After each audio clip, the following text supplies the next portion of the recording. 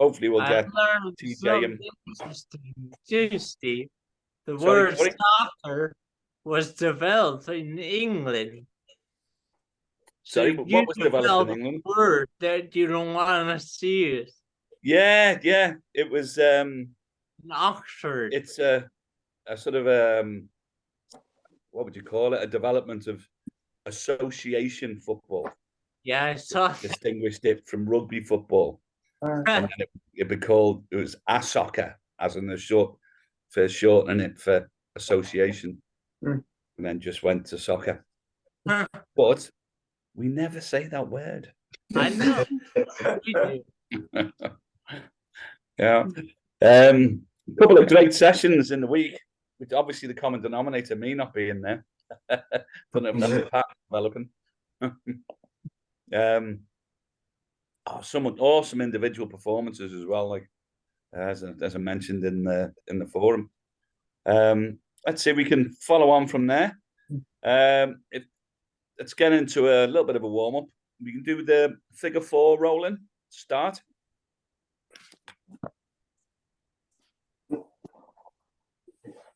I'll be joining in as well because I've done nothing today other than sit on trains. Yeah,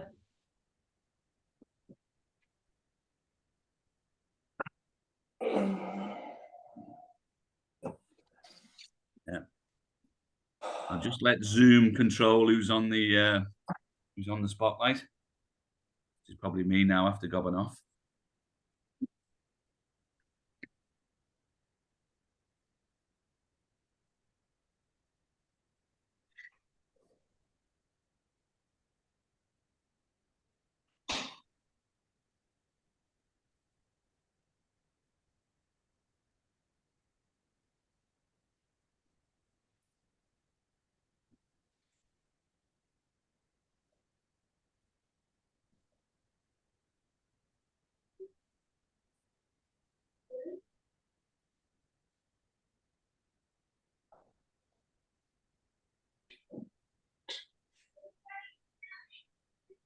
Anybody care to chip in with what they think figure 4 rolling might do for you, which is different than maybe some of the other rolling, either just in its approach or what it actually does? Oh, I feel it in my glutes and my lower back more. You feel it in your lower back more. That's interesting.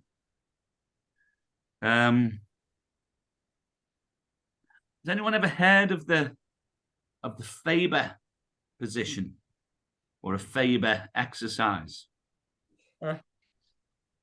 Basically, when if you're sitting down and then you cross your foot over the opposite thigh in a very similar position to the figure 4, albeit you sitting, that's the Faber position.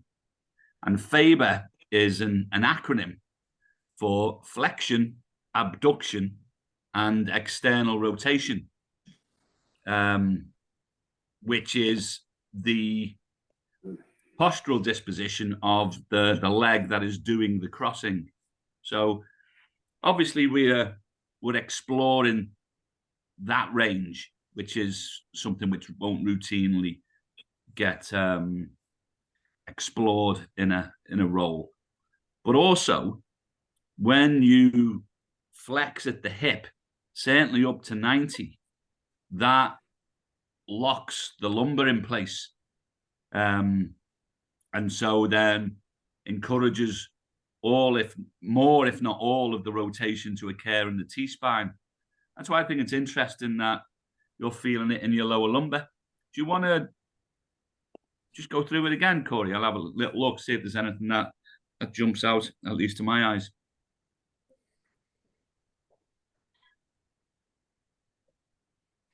Because that's really good. You can see how your knee has dropped down to the same level. Yeah. When you say your lower back, you're talking your sacrum then. Right here. Yeah. Not here. Because I've just popped Tom on the spotlight there, because what I was going to highlight the difference in the knee position in that from that Faber aspect as to where your knee is, Corey. Now, your knee, I would suggest, is in the better position. There's something which Tom is, is aware of. He struggles with external rotation at the hip, which is the ER on the end of the Faber. His flexion's fine. His abduction, I think in things such as the Turkish Garrett could be shown to be better, but his external rotation is often more limited compared to his level of movement control. Anyway, but in you, that's fine. Although the fact that you're getting, well, let's call it discomfort. Would you go as far as pain, or is it just discomfort, Corey? No, I don't have any pain or discomfort. Oh, when you say you feel it, you can just feel it working there. Yeah, like a stretch. Yeah. Oh, yeah. Yeah. That's quite possibly your piriformis. Yeah. Like I do that one every day. It feels really good for me. Yeah. Oh, that's cool. Oh, well, yeah, no drama then. I got the impression it was, either you felt it being exposed rather than, and just being, challenged maybe, and challenged with a view to improving the range of movement you got available. It feels like a nice stretch to open up that area. Yeah. Oh, that's cool then. And that's one of the things it's supposed to do. What is it that I'm not doing optimally? Right. Let me try to show you, and I will do it from a point of view of the Faber position. Might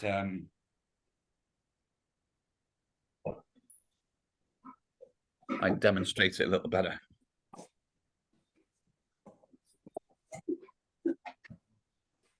As you can see, wearing some memorabilia of the parachute regiment there, but don't let that scare you. Let's see.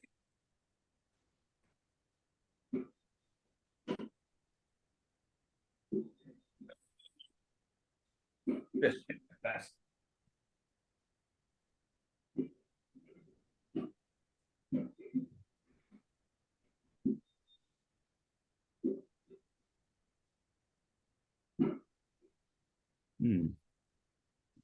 I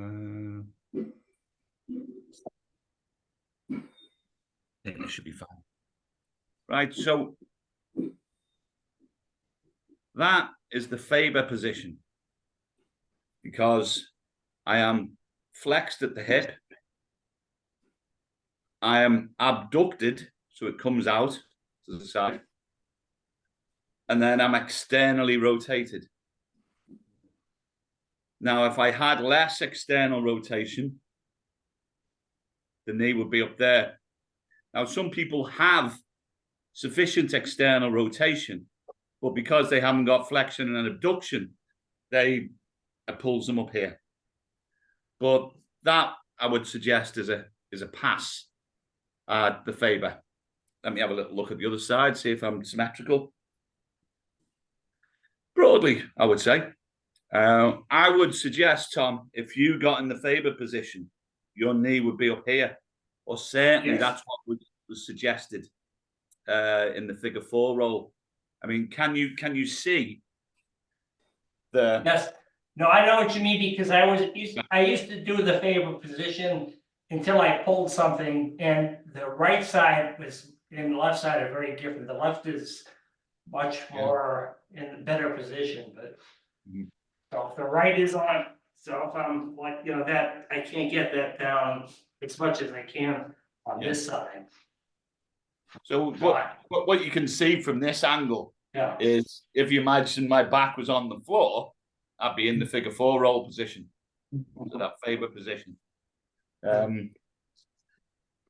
Now it is quite Well, I think as Tom was sort of hinting at there, it's quite a stressful position if you haven't got it available to you.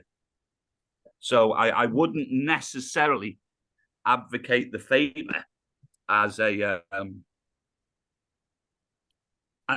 mechanism to try to improve, well, your flexion, abduction, and external rotation. Challenge but successful is always the way. It's, we'd say it's not uncommon for those who are challenged by the Faber. Well, it's all challenge and no success. And then, as Tom pointed out there, that can expose you. With expose be the right word. Often, certainly when you feel pain or a level of discomfort that gives you a bad magic feeling. Because sometimes, okay, stretching out a stiff muscle or getting something to behave in a way it should, there can be a level of discomfort to that. But you get that feeling of this is productive. If you get that feeling of, hang on, something's going to go pop or something's going to go bang, or this just doesn't feel right, or pain, that's usually because something's being exposed. And that just is not a productive pathway forward. Challenged but successful. And so where Tom was saying, I think something either went pop or wasn't liking it. Usually the bit that's not liking it, let's say if it was Tom's piriformis, it's not necessarily because it's a naughty piriformis. Often it's because the piriformis is being asked to work harder because something else isn't doing its job, or it's being exposed as a result, again, of something else not doing its job. Something we've touched on before of the silent dysfunction. That's the one we always want to try to identify and then correct. The one that makes the noise is rarely the cause, I would suggest. Well, let's just turn into another gobbing off session. We can just go into some bog standard rolling now. Go through the rolling suite. Probably start off with the legs. Just get the spine further flossed after that figure 4. And then once you're there, you can go into the arm-led stuff. I was particularly impressed with Gary's rolling last time out. And there we go. Still pretty good there. Get more and more control in the expansive range, Gary, which is great to see. Oh, keep that bent if you can till the foot hits the floor. That's it. Find the floor with it. Yes, that's it. But stretch the leg. Don't finish it with the shoulders.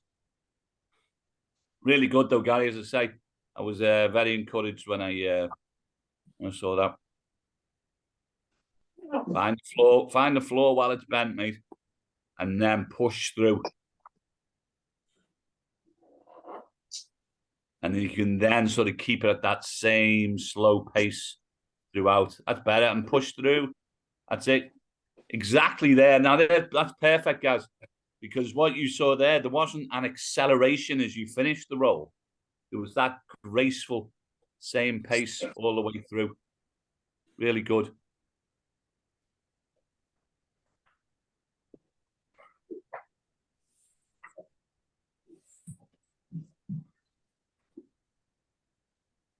That was the wrong time to cut Sakori. Yeah, the shuffle.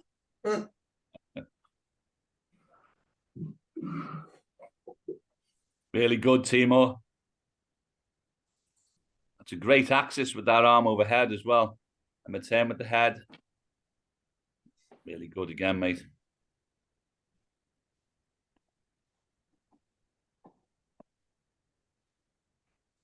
Find the floor, Jules.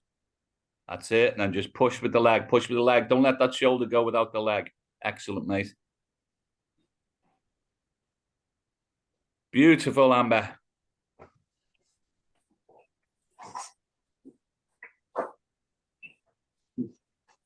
That's good again, Jules. That was nice, Tom. That's coming on, improving even further than it was already good. Your extension roll there, Tom, because that was one of the ones which was one of your stickier patterns. Are you thinking you should have painted your nails, Santiago? Yeah. Yeah, sometimes it's just not enough time to get ready, is there? I know. I'm on camera, isn't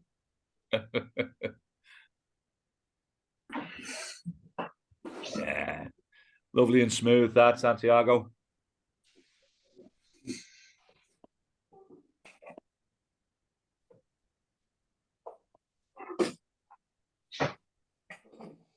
Okie doke. Now we can go into a crawling pattern. Now, the crawling patterns will always incorporate the roll, because when you've got that contralateral hand to foot pattern, well, that's going to create dissociation in the spine. You're always going to get a rotation. Let's think towards the static side, I think. Let me see if I can visualize that. That's no, the rotation will be towards the extended side. But either way, because the opposite sides are doing the same thing, you're going to get dissociation in the spine. So any crawling pattern will incorporate the rolling pattern almost by definition, because that's why the sequence is in the order that it is. So let's go with some dead bugs. We're not actually trying to, gain further competence in the crawl such tonight. Just going to use that pattern with the supported spine.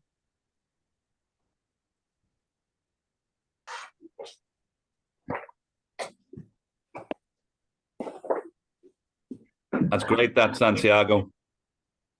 And so what you would want to try to perfect is that every limb reaches its destination at exactly the same time. And mate, don't get me wrong, you're there. But and it's probably that down foot. You want that touching down ever so gracefully at the same time that hand goes vertical. Yeah, really good, mate. Really good. And keep those knees relaxed, Timo. That's it.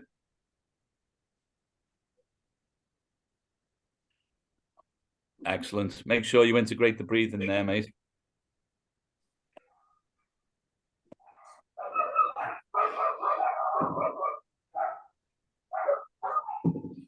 That's really good, Gary. But however, now, if you just pause there, Gary, just pause. Now, what I'd like you to do, instead of both arm and leg returning to their position and then pausing, at the same time, I want you to swap the arm and leg positions. So, so you just flex both then. But as you're putting them back, be bringing the other ones into... Do you see what I mean? That's it. And excellent. And then on the changeover, mate, you can pause then and just do a test and adjust of everything. Just check that everything. That's exactly what I want you to do, guys. Exactly what I want you to do. But after each changeover, just verify the position of everything. That arm's straight up, pointing to the ceiling, and that's all good. You don't have to do it quickly. Just keep relaxed with it, mate. As long as you're doing it simultaneously. Yes, really starting to get there now. That's really good. This will be a big one for you to try, guys, because you can spend a load of time trying to perfect it. And the thing is, it's such a low cost of failure. That's an enormous improvement just in, well, I don't know, 40 seconds, something like that. Yeah, give us another quick look at that, Tom. I don't know if you were trying something there, but remember that arm vertical, especially that right arm. See there, go into that. Yes. Yep.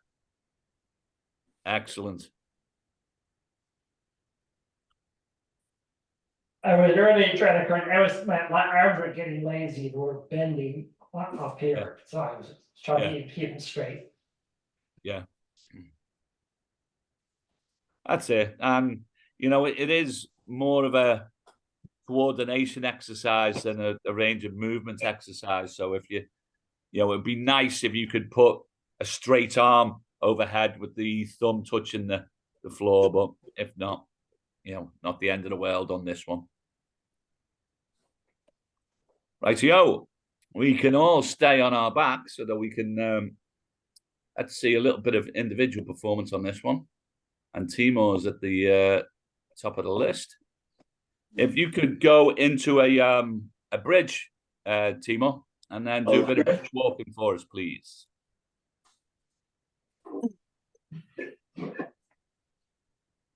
That's it. Just take your time, integrate your breathing. What did you want, Steve? I didn't hear. Bridge walk. Do the walk. Okay. So just flex alternate legs.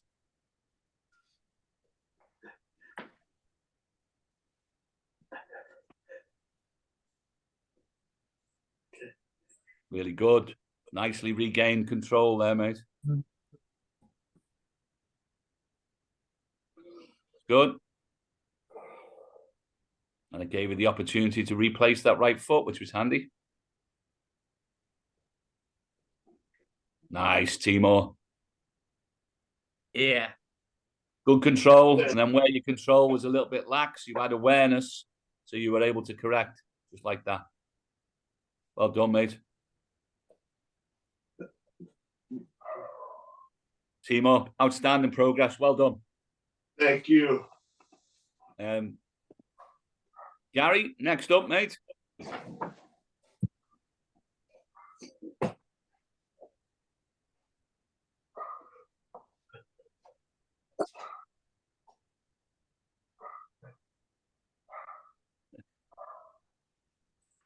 Gary, that is awesome, mate. That is fantastic. Give him that butt up. Look how clean the movement is as well. The replacement of the feet. Good job. Brilliant. Okay, and rest, Gary. Gary, outstanding. Your progress recently, mate, is incredible. Absolutely incredible. And it's just building and feeding into more and more progress. That's excellent, mate. I think especially lowering the leg, it was very, very slow, very controlled. Yeah, control throughout, wasn't it? Yeah. Nice. Zero ataxia there, mate. Excellent. Tom.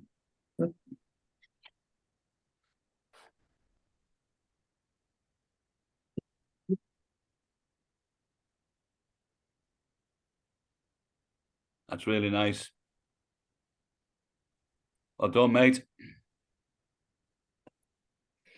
I'll move on to Santiago, although feel free to keep exercising if you want, mate.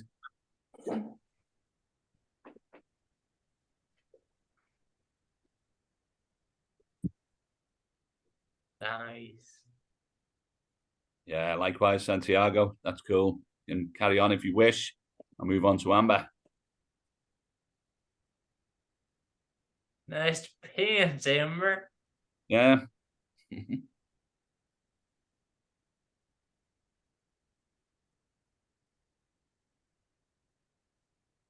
Good job.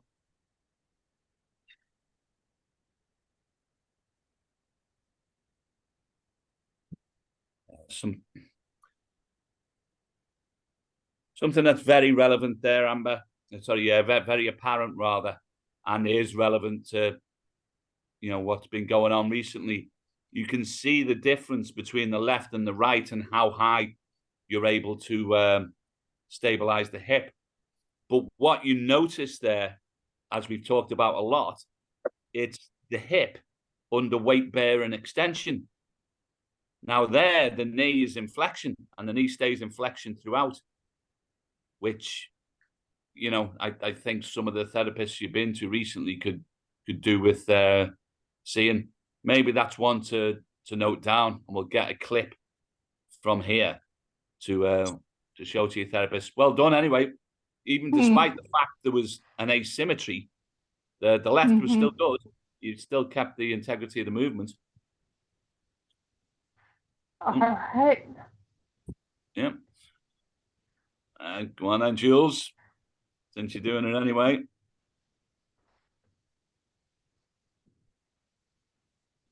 That's nice, mate.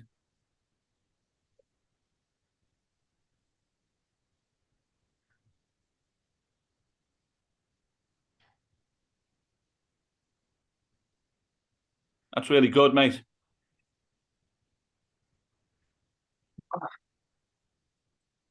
I really would be interested to see if there's, you know, some ankle mobility issues down there, as in sort of osteopathic ones. Whether you know, if you could get someone who was good with mobilizing joints, could get their hands on your ankle, because certainly your movement quality is really good. There's so much neurological information about where you are in time and space that is pumped into the system through the ankle. But if the ankle's locked up, it's like if you considered the information flow like a water hose. You know, it's like somebody standing on the hose. You know, and the information don't get through. Because that's when you see your asymmetry there. You know, you have to ask: is it a hardware problem or is it a software problem? You know, like is it structural because of the need for mobilization within the ankle, or is it because of that need you then don't get the information coming through? I mean, the answer is probably yes to both, like, you know, but really good either way, mate. Thank you. Corey.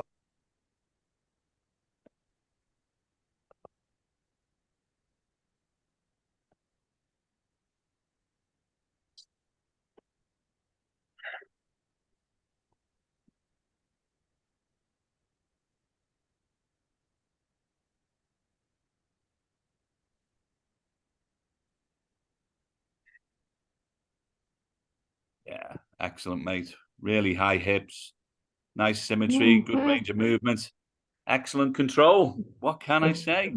Perfect control. Well done, Corey. Yeah. Something which really highlights Gary's improvement, both the extent and the quality of it, was when I was watching Wednesdays and Thursdays session. I'm not sure if it was just the bridge exercise by itself. It might have been part of something else. I don't know. But when I was watching Gary, what was happening was something similar to this. Yeah. 1 second.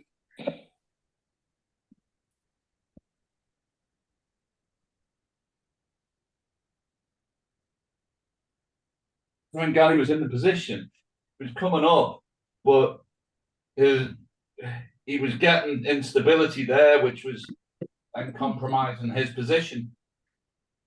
And then, so what I was going to talk about, which I'm crowbarring in anyway, and highlighting Gary's awesome progress. See that you've got that straight line there. Now that forms like a column over that there, and that's really, really strong and stable if you've got something on top of it.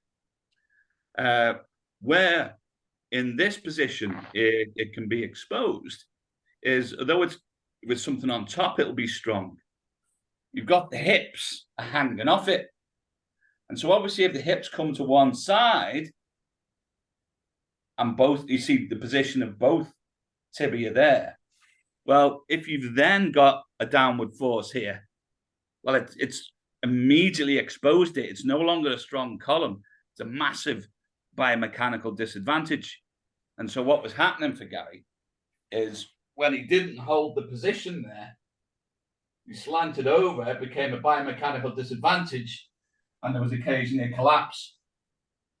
Now, what I was going to try to highlight there, just if he was looking at trying to maintain the bridge, was you've got a number of options, but just from the biomechanical point of view,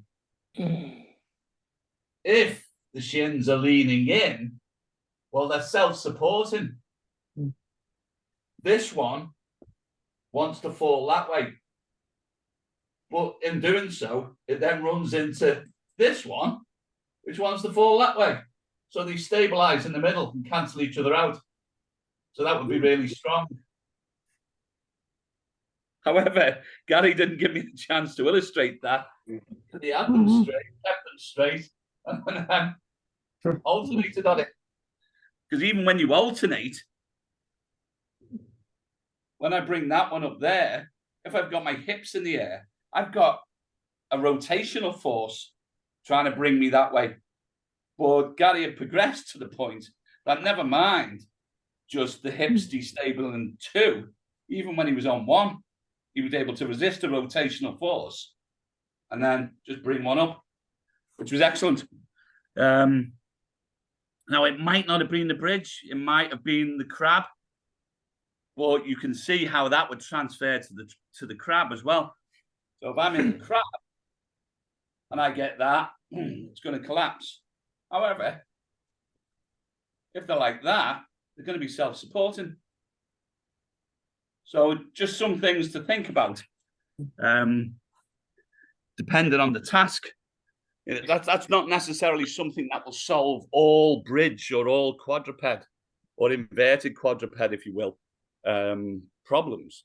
It's just some sort of presentation physics, if you will, that can help you understand why a position is strong, stable, or otherwise. Is it everyone sort of get what I mean? Yeah. Mm-hmm. Yeah. I noticed that when Gary first started, he had his arms out, which I sometimes do, and it's a bit more stable. But then he brought them in, and he didn't seem to lose any of his quality or stability, which was He got on a proper roll, didn't he? Yeah. You know, you could see he was going there, and then he realized, I've got the quality here. This is not disturbing the position. I can resist the rotational force, and it was spot on. It was really quite impressive. So we can. Yeah, all right, guys. Yeah, thank you, mate. It was a brilliant illustration. So one which we have done recently, but I'd like to revisit again and continuing on this theme. If we go to do the bird dog, and much like I think we did it on Wednesday, we've got a number of options with the bird dog.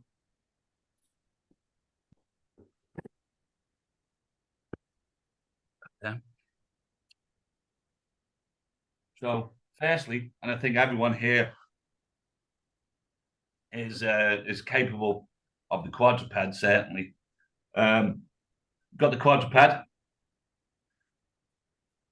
Got the quadruped with an extended leg. Need to come up here a little bit more. Got the quadruped with an extended arm. Quadruped, extended leg, opposite arm. Quadruped leg in the air, and then you've got the fully fledged bird dog. Now, something that was raised with Kay was when she was going into I think it was in the bird dog. When she went in, she was getting a shift over. Yeah. Now, what's happening here if I've got my hips are flat now, I bring that up. I've got a big rotational force coming down there. So if you can imagine my hips, there's the leg, there's the hips. When you move away this support, all of a sudden you've got that long lever there affecting a biomechanical disadvantage because the axis of rotation is here. And so you've got the full length of the lever. So what Kay was doing, she was shifting her leg out, which brings the lever over. Axis of rotation still on this line. So you've shortened the distance to the axis of rotation. So that's why she becomes more stable. Now, there was some talk about what would be the best way to counteract that. It was a great suggestion from Corey to bring the leg out a little so that when she did that shift, she's then still working with a vertical femur. That was cool. But actually, Kay also made a suggestion of doing it close to the wall. And it was initially, it was refuted because it was saying that the wall would give her false stabilization. And if she's getting stabilization from something other than something from an external force or from the environment, well, then that changes the pattern, and that's correct. However, what you can do is use that wall for information. And so if she shifts over and touches it, as I'm doing now, she knows she's touching it and she can move it away. It's like introducing a reason to move. Yeah. If your neurology goes, oh, no, I'm failing here, I know what to do, and you can just move away. Now, if she's doing it by a large amount, if she needs to really shift over, well, then you can correct it by that. And then the closer and closer you get, less she's obviously shifting if she doesn't engage. Now, does that make sense? Yeah. This is probably one I think that that everyone can indulge in rather than going one at a time. Unless if there's, yeah, I'll tell you what. First of all, does anyone have any questions or would like me to run through personally with them on the bird dog?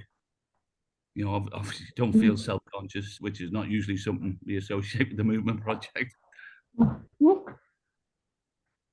So Gary, start at the bottom, and so go get a good quadruped position. At the moment, the knees are too far forward on the hips. So good. So the hips are in the right position now. Let's just get the hands under the shoulders. The hands are slightly ahead. So if you bring that knee back. Yeah. That's great, Santiago, by the way. So just spend a lot of time getting this position, guys. So remember, we always get the legs and hips in position first, because then all we have to do, we don't move the torso, we just put the hands under the torso. If we set the hands first, well, then when we position the torso over the knees, the hands are then, so that, no, you move your hips further forward if you can, mate. Hips further forward. Well, that's backwards, mate. That's it. That's a good hip position. That looks like that's a good position all the way around. So on an in-breath, with your head up looking forward, extend one of your feet fully to the rear, but with your toes engaged. Now just breathe in that position, mate. Just breathe in that position. Replace that knee and go with the other knee.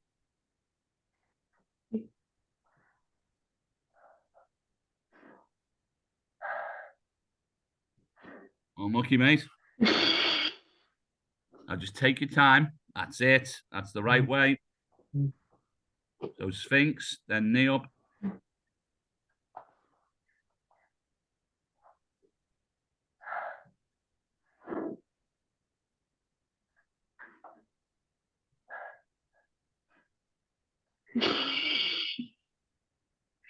It's a good position. Head up. And just breathe. Breathe in that position. And see if you can get a feel for what was different now to what was before. That's excellent. That's rock solid. Now you can bring the knee back.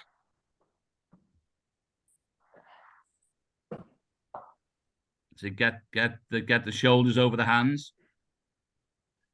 Now take a big in breath.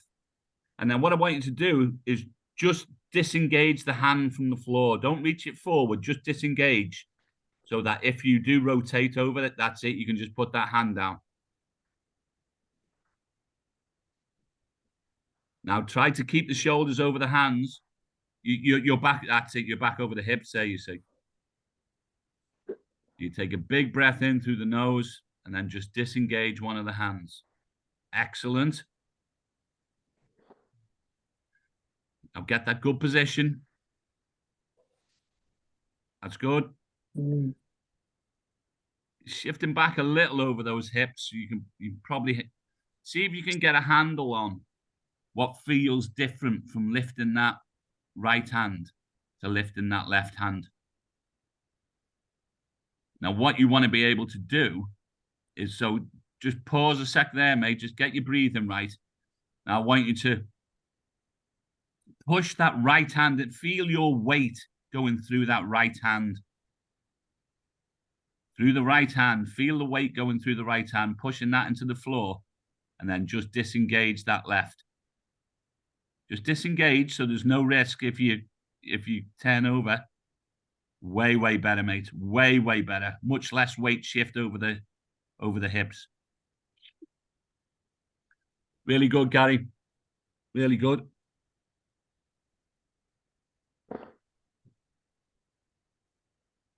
That looked all right, yours, but then was that under control at the end, or? Let me go for it again. That's a nice quadruped position, mate.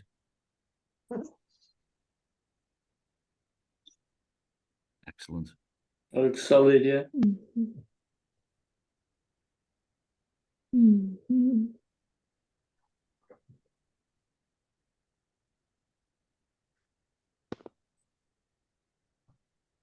Reach with that leg to the rear. Really reach with it. That's it. And that's straightened it out. Really good, mate. Really good. Thank you. Nice, you.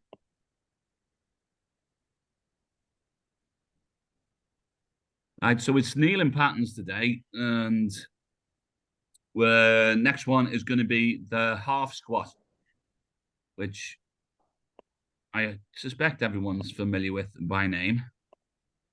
Everyone knows what a squat looks like. The half squat is from here.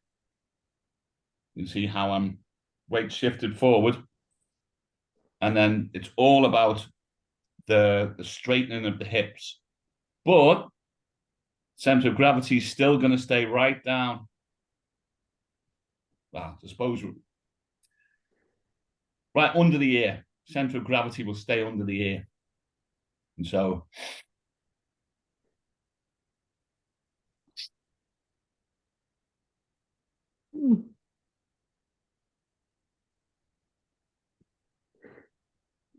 most people, I think, won't have any problem at all with that. And to that extent, if it is something which is really easy for you, you can actually practice the full squat if you so wish. But if I go to Timur again from the top. Now remember, you're going to go up into a kneeling plank. So everything's going to be locked out straight. Okay. What time is he coming? Yeah, I don't think the clothes are gonna be ready. Is that all right? Excellent, mate. Really good. It's gonna be done in 10 minutes, but I think it takes more Let's get the plank. Let's get the plank. Relax. One final one up into that plank position. Straighten it out. Get the hips through. That's it. Excellent, mate. Really good. Right. Thank you. No problem.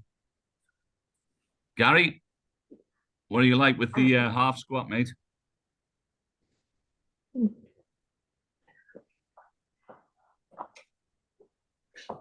That's okay.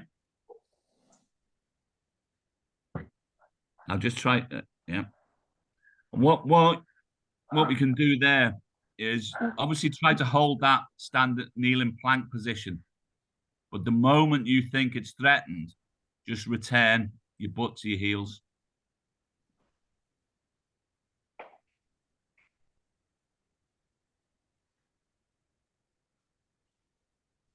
Butt to the heels.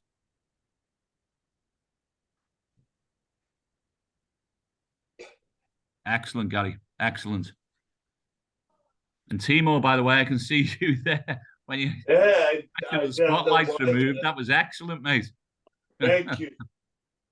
Really good. Yeah. Every time the camera comes on, I can do. Yeah. So, Gary, really good. What I want you to try to be aware of. Let me just get myself on camera. What I want you to be aware of is hanging off your quads. Now, what can happen is if this position is a challenge of any sort, the vulnerability is when you tip forward and people will fall that way. And so what people tend to do is just sort of hang back here. And so they're hanging off their quads. That's not what we're after at all. It's not like it's a test to see how long you can stay upright and then you'll win a prize for. What we're after doing is gaining and learning competence in the kneeling position. So we've got to get our weight over the knees. So what can be helpful is, as in the way I'm set up here, is if you come in on an in-breath, and then I've got something in front of me here. And then I can just keep myself every time I go forward, I get that touch, and that touch is a reminder to reset. Now you can either do it with outstretched arms like that, or you can get closer and then you're in a more authentic position, but you might not get all of the control you want out of your hands.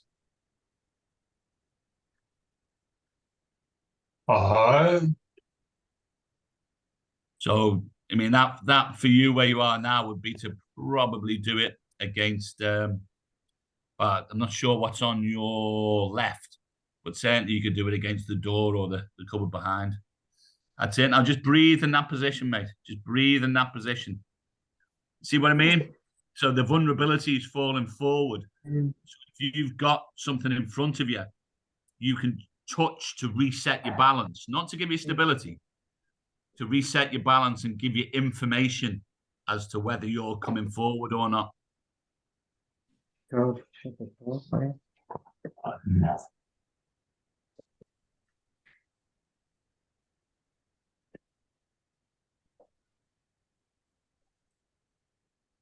Yeah, that should work fine.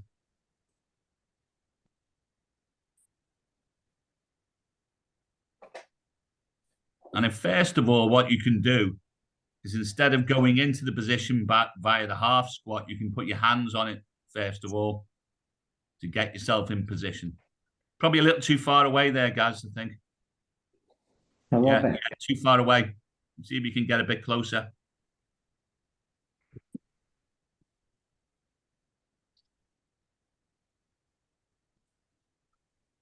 Yeah, try that.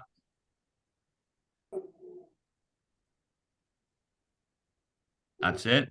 Now you use the stability adjunct to get yourself into position, and you'll feel when your weight's over your knees.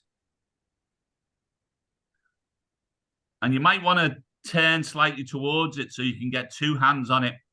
If you've just got one hand on it, that will make you slightly asymmetrical. That's it, just like that, mate. Perfect. And just feel the weight over your knees and just disengage from that wall. But keep your hands ready there so you don't face plant if you do get a failure.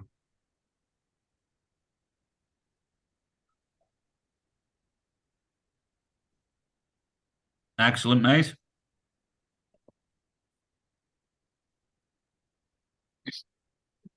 Right. How's that feel, Gary? Can you feel the weight over your knees? Yeah.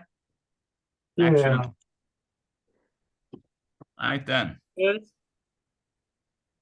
Next one I would like to put in is some of you, I know Tom did,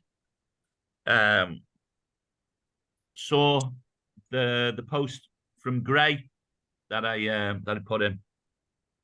Obviously, I'm referring to Gray Cook there, but because we're best buddies, I can call him Gray. And what it is, to get to a corner piece of furniture, you know, it can be a door frame, it can be the end of the bed, it can be whatever. And what we're looking for is from tall kneeling, weight shift, half kneeling. Big breath in again, weight shift. There we go.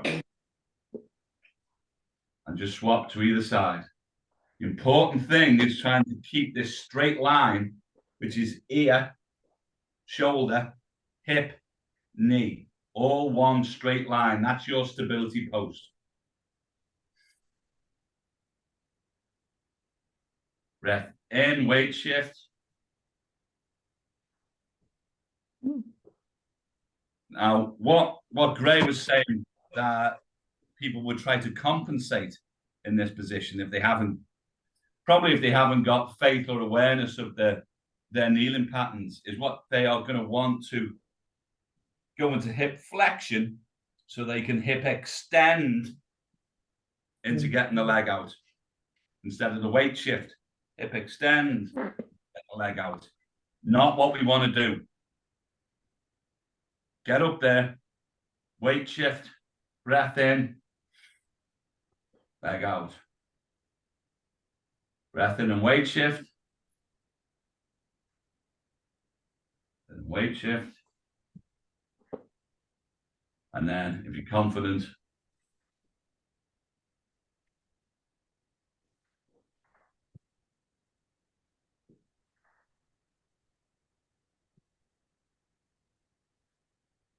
any questions? I have a question. By the way, mate. I was thinking a couple of nights ago when I was doing the tall kneeling to open hip. If Yeah. you have like the thought that you're walking, so not that you lean forward, but you put a little momentum with lifting up the leg. It was helping. You think that's natural, like walking? Well, obviously that leg action is involved in walking. Something which you will have seen us use before in one of the flows will be to start seated on the heels. Yeah. And Yeah. what that's after doing is more related to what I said not to do in that drill, is to use hip extension to throw you up. And then in this one, you throw you up, and then at the dead point where you're not going up anymore, but gravity hasn't taken over, you then bring that out. Yeah. What has to happen in this one is for you to bring that out slowly and under control. But you can't do it slow, because if you move this support away, it's going to be timber this way, you know? And so you have to move your center of gravity so it's balanced over that knee. Obviously, if you lean out with the shoulder here, that's too long a lever. You have to be really fine controlled, and it's not going to happen. And so what you need, because you've got something taking you out, something coming back, you've got that push me, pull me. And we've discussed that concept before with sort of controlled movement. And if I want to move my hand really nice and slowly but consistently, if I have oppositional force, I can do that with great control. Then if I did it going that way, I suppose it's not that different, but if you were challenged with it, it would be. So that's why that hip weight shift, I've got this. If I needed to draw it back, I've got that. If I need to draw further out, big breath in, fill, and that comes out. Same again. But if that mental imagery helps you and it's a clean movement, by all means, crack on. I was just thinking, because when you walk, you don't do a step and stop. Usually, you walk. So it's like a flow. Yeah, that's right. And you're what you've got to create is you've got to be enough room to bring the leg through. Now, when you do this movement, you haven't got a knee and ankle below the hip able to flex and extend. Although the knee's on the floor, it's taken out the game. Whereas in walking, because you bend the leg and bring it through, that's got enough space for the pendulum to swing. Yeah. When you're in this position, there isn't enough room for the pendulum to swing. So you've got to shift over. Yeah. A little different. Yeah. Well, there's so many different ways to maintain your center of gravity over your base of support, and that's a big part of what the neural development sequence teaches you, and that's why squatting is such a complex movement. Because if you think of squatting, it's got maximal ankle flexion, so your ankles are flexing and bringing all of your weight forward. You've got your knees flexing, which is bringing all of the weight back. And then you've got your hips flexing, which is bringing all of the weight forward. And all of that is going on at exactly the same time. And your neurology has got to keep all of the integrity of alignment to that, both structurally and with timing. So there's so many different ways of doing it. And that's what the neural development sequence tries to teach you. It starts with the least complex and sort of builds on from there. Yeah. So on the corner of the bed, Timur's got a very handy bed there. But want to try and see if you can do it on the corner, Timur, rather than just on the side, because then that will mean your legs are at a more forward angle, whereas at the moment both of them are coming out at 90 degrees. But if you face the corner of the bed, both of them are more forward. Okay. Is the hand on the furniture, is that for some stability or is it just for feedback? Stability. Well, firstly for stability, then when you improve, just for feedback, and then also for to guard against injury. There's your stability. Yeah. So what happened there, Timo? Yeah.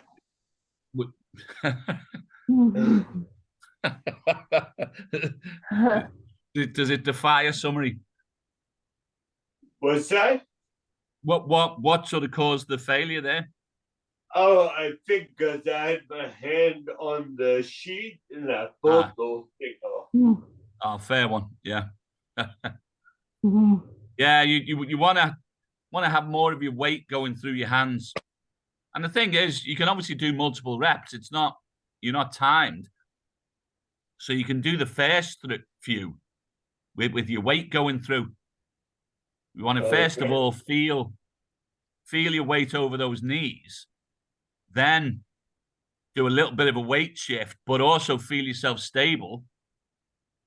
And then if your neurology tells you it's going to be safe to bring that leg out, then do so. So right now, I'm gonna move my left leg. Yeah. So I shift that to the right. Shift onto the right. Yeah. Kick that hip out. Have a big breath in.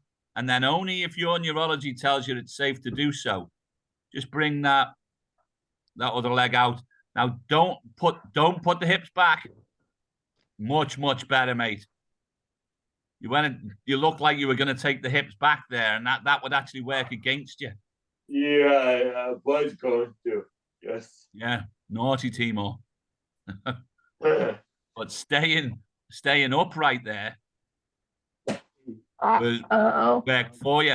Now, what happened there when you come back is you brought the legs slap bang together, and a little bit like I was talking earlier when you had the columns. Well, the columns were both together and then they kinked, and so so if you keep a little bit of space as you've got between them now, they'll be far more forgiving. You want to try that once more and bring in the right leg out? Let's do it. Yeah. Remember, you're going to stay tall throughout. Keep them a little bit wider. That's it. And you can get a little bit closer if you can there, mate, so that even though you're getting stability from the bed, you're a little bit more vertical. Now, that slight weight shift so you can feel the weight going over that left knee. And then once you're happy the weight's there and you're stable, big breath in, lift that right leg out. Really good. But you notice that you were getting your weight shift from leaning out with the shoulder instead of kicking the hip out. Did the hips go back? No, hips don't go back. It goes outside the line of your knee. That was good again. You know, you got the weight shift from the shoulder, but that's a weight shift still. So that's good. And certainly an improvement on the first one. That's excellent, mate. He's showing off now. Big breath in. Big breath in. Really good, mate. It's going to be a great exercise for you, that, bud. Yeah, it's a good one. Gary, do you want to have a try with that, or you sit it out if you want? It's up to you. Only if it feels safe. Oh, yeah. Yeah, that's cool, mate. Tom?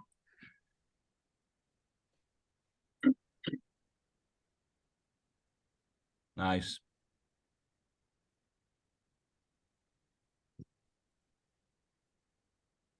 Nice.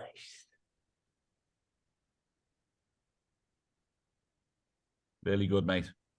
Yeah, that's slick.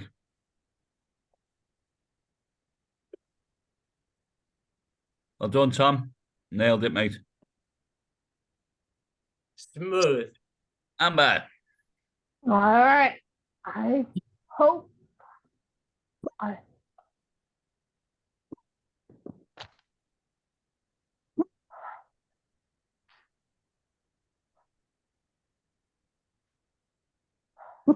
Big breath in before you weight shift.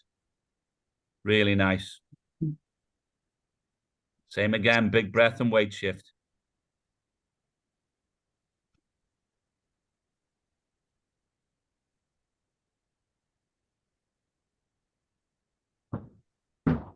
Weight shift with the hips, remember, not with the shoulder.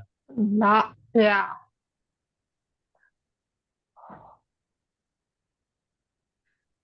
I'm better on Yeah. the right. Well, yeah. So often What? So often the differentiator in a movement is Yeah, the yeah, quality of what's stabilizing. yeah, yeah. Really good. All right. Jules?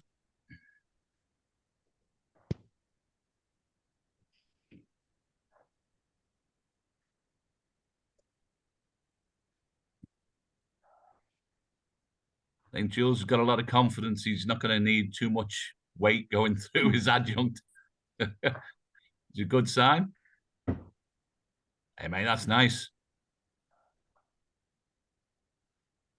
Good job. Clean as a whistle, that, mate. That was a really nice flat ankle down there as well with the right. Was good. What when the right foot was flat? Yeah. Okay. It came out. Yeah, It yeah. looked like a normal natural ankle position. I find when I bring it back though, it kind of the foot drags a little. Like Yeah. I can't lift it, like tuck it under to bring it back. Mhm. You know what I mean? Yeah. Yeah. So it's a bit smooth with the left. Right now we can. I know there's a couple of people I haven't gone to, but I think I can go to them for Corey. If you just want to do the straight tall kneeling to half kneeling without the adjunct. Yeah. So have the weight shift, and then.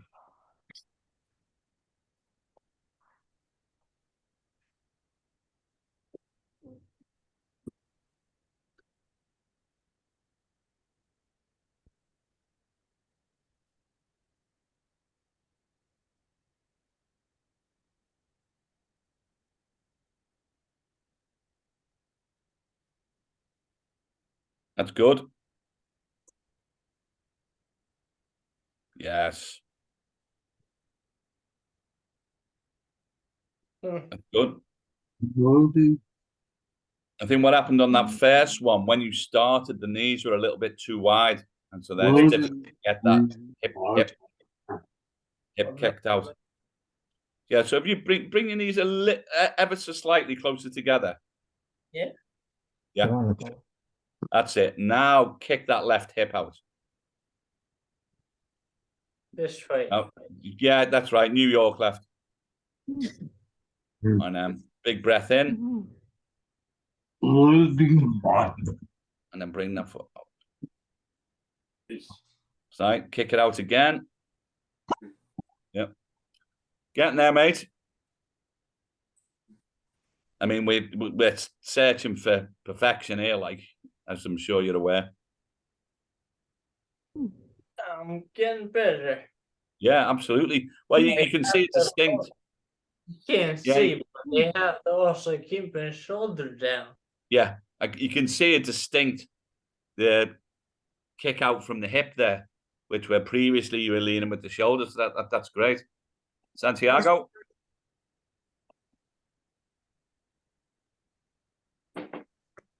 So as slow and graceful as you can, mate. Use your breathing. I find this one very hard. Yeah.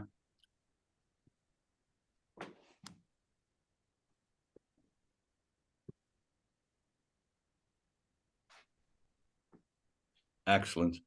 Now, when this comes out, go into that kneeling plank. So you've got that hips are locked and the whole thing. Yeah, like that. Now, if you do that on the other knee, and so you and have confidence that that's where you're going, no contingency, just lock it out. That's it. Way, way better. I mean, there was a little bit of contingency in there because you can see you locked out afterwards when you went, hey, I did that good. I always doubt myself. Yeah. Well, mate, there's no reason to there. That was excellent, both sides. We got anyone left? No. Who's got their Indian clubs with them? You can finish off with some pendulums and some hip hinges. Well, Santiago's gone with them. We may as well stick with him. Let's do hip hinge and then pendulums. What's the hip hinge? Okay. We'll start with Timor then rather than... I forget the names. Because we're running a bit short on time. The hip hinge is where you've got your arms crossed and you go from sitting on your heels into the full kneeling crucifix. Or you can do the standing version of that as well. That's it. Santiago wants the camera back. Excellent, mate. That's really good. And you just do exactly the same thing if you were standing, mate. Exactly the same thing. And you just make sure that it's your hips that go backwards. So your torso is going to come down. That's it. And then snap it, standing plank. Now, if you got your feet a little more together, you could do a more powerful hinge. That will obviously still challenge stability. And you put a bit of violence into those clubs, and you'll notice you'll be getting your power into it by pushing the feet into the floor. Tell you what, I wish I could come down into a squat like that, mate. That was awesome. Sitting. You don't want to do the pendulums? Yeah.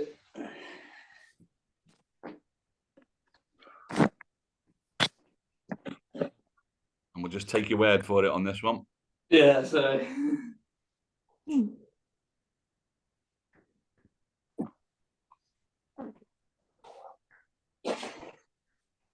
That looks nice and fluent, that, mate. Well done. Good. Jules has got his lightsabers. We'll go to Timor first, though. All right, then. Okay.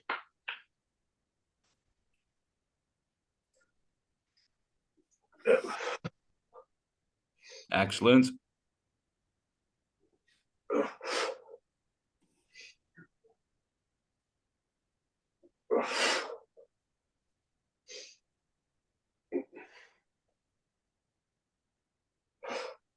It's up.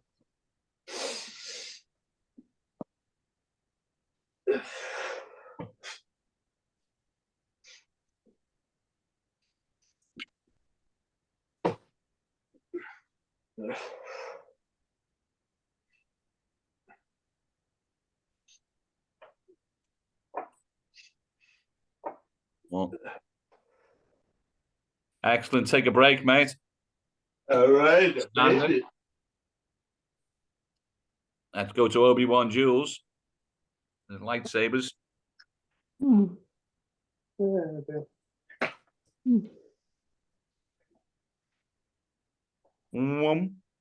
Whoops.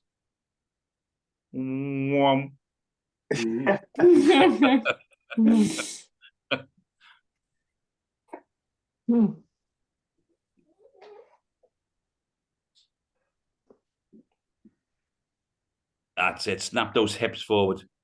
And you're obviously familiar with the exercise, the plank. You want to go into a standing plank. Okay. So everything locks out and you Right, whack those arms back. Yeah. And just pause a little, just momentarily when you're in the crucifix position. Right. You can just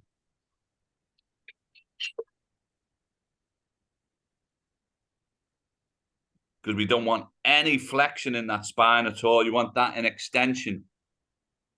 And that will allow you to transmit the power of the hips. I mean, can you do this side on to the camera, Jules, just so we can have a look at your hip hinging action?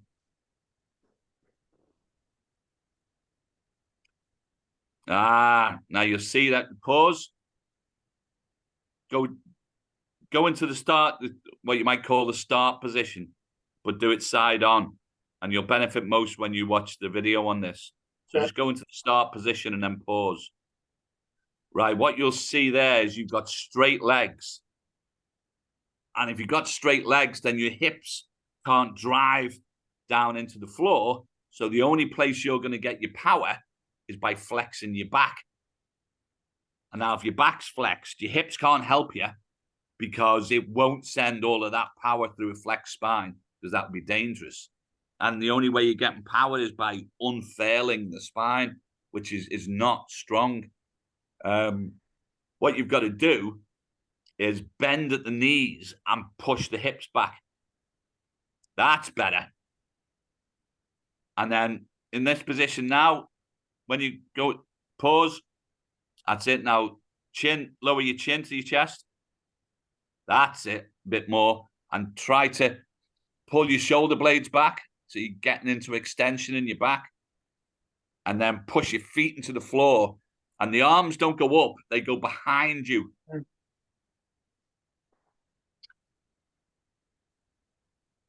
much better. Although we've got to try and take that curve out of that spine, and you'll maybe see it in some of the other demonstrations.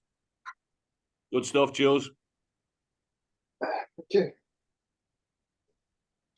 Amber, do you want to join in, or do you just want to watch on this one? It's up to you. Hey, I got halfway one. Yeah. Slow-mo. Better than nothing. So actually, Jules, I think you might be better trying it from the kneeling position first to get the. That's Oh, it. you okay, Amber? That's it. I tried. All right. I didn't do pendulum.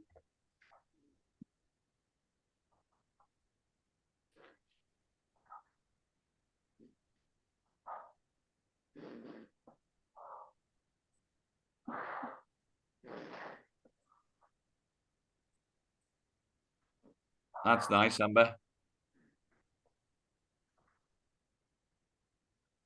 Make sure you swing it through the 6 o'clock position. That's it.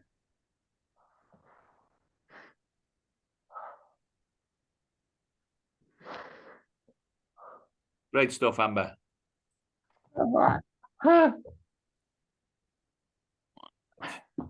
Tom, let's have a look, mate. Good Tom.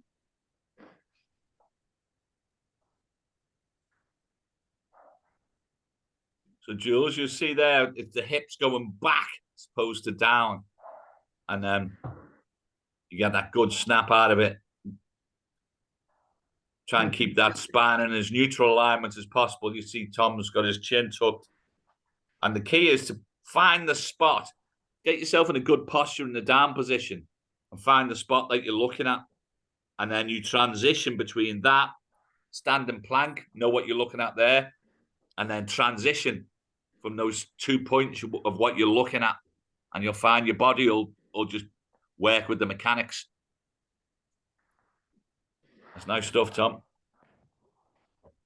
Now, especially if you may integrate your breathing with it as well.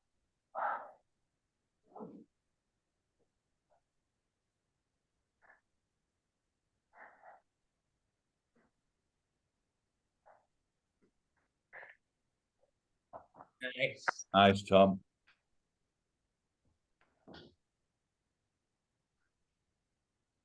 Good pump. Just trying to hold that dead point a little bit longer. So that you actually got that, you experience a dead point. Yeah.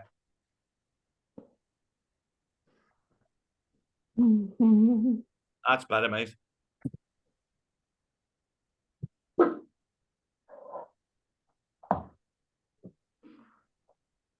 Yeah, it's nice.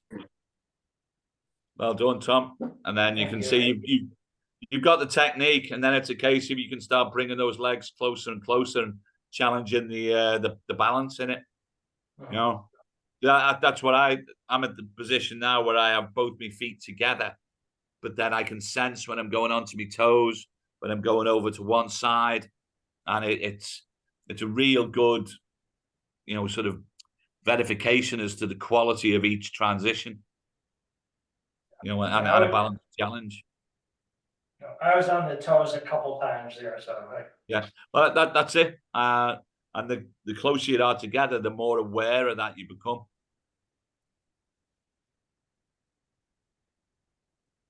Nice. I always try to envisage pushing through the very middle of my feet, almost like there's a straight line going down, and there's the line of force, and that's what I push it down through.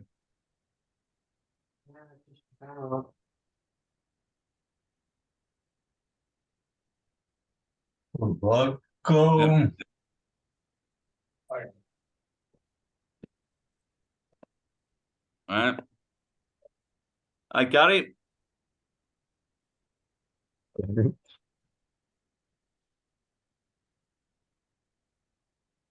That's it. So no rush.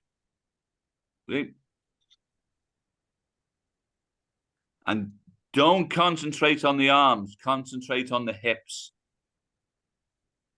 My knee Yeah. Oh, fair one. And take a rest on this one then, mate, for now. And who have we got left? Is it just Corey? Yeah. Yeah.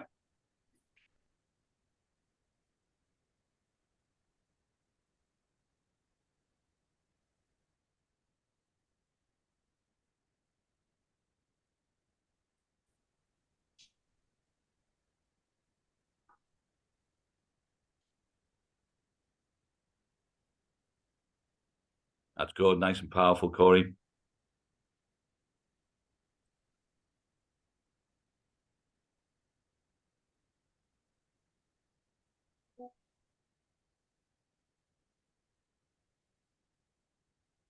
That breathing integrated and really forceful on the out breath. That's it. That's good, Corey. Let's see the pendulums.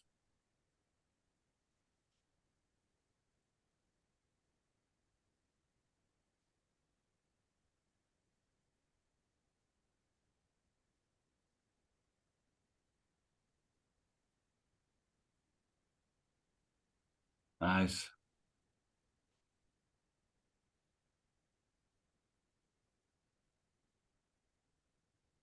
Great, mate. Excellent, Corey. Well done, bud. Yeah. That's nice. Yeah. And Amber, yeah, don't worry about that, because as we know, the problem movement for you, well, where I'm sure there's an injury, is on weight bearing extension at the hip. And that's obviously the hip hinge. That's the most primal expression of it. So, you know, that's it's not a movement failure as such when you can't do that. You know, that is that injury. So well, we'll wait and see what comes back from that MRI. And if it does show something in the knee, then I'm convinced there's more than one injury. No. Right then, anyone got any questions at all? Nice, Amber. Nicely controlled.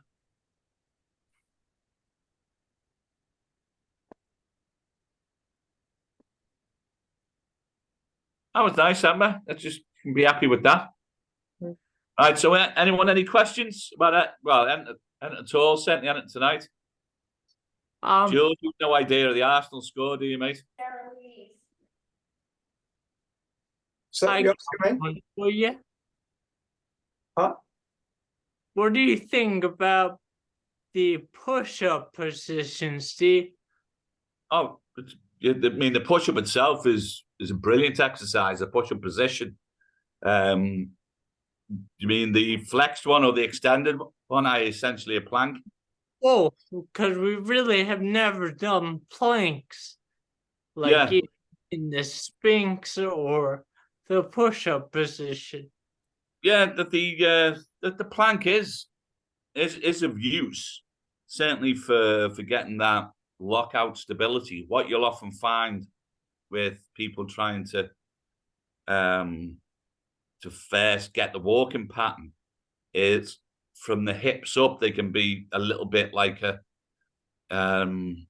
almost like a standing pole of rubber, you know, sort of doing bouncing around a bit, like and so the plank would be useful there, but it does always tend to be about movements and control of movements, and just locking out straight. Well, it's sort of okay, but what are you transitioning to? Yeah, you're not training, trying to action a transition, even resist a transition. yeah. I suppose you are a bit trying to resist a transition. So, you know, absolutely. If you want to crack on with a plank your heart out, as far as I'm concerned. But you know, I think we'd be a little bit more concerned about the more dynamic or complex stuff here. As far as a push-up's concerned, brilliant exercise. You know, I it's can one do about which- 3 of them. what you do about 3. Yeah. Well, mate, that's good. Yeah. Because the push-up for me is all about the scapula. Yeah. And the scapula getting in the correct position to be able to stabilize, to give you something to push into. I think it's an exercise that people begin to lose a little bit of respect for, because it's an older exercise, if you will. And people think functional exercises are doing something which, a lot of the time just looks ridiculous just because it's complex. Functional exercise has a function. It's useful. It's not just something that looks complicated. So, short answer, mate, yes, press up. Spot on. Yeah. Sorry, Jules, before I was asking you if you knew the Arsenal score, mate. No, mate, I've no idea. Yeah. No. Who are they playing? Villa were 1-0 up. That's what meant we were top of the league. Ah, right. Yeah. But less important stuff. Is anyone got any movement questions? No? Great stuff. Well, we'll all see you next on Monday when it will be squatting. Look forward to Cheers, that one. Steve. Thanks, everyone. Good session. Cheers, guys. Great session. Thank you. Shut up. Great. Cheers.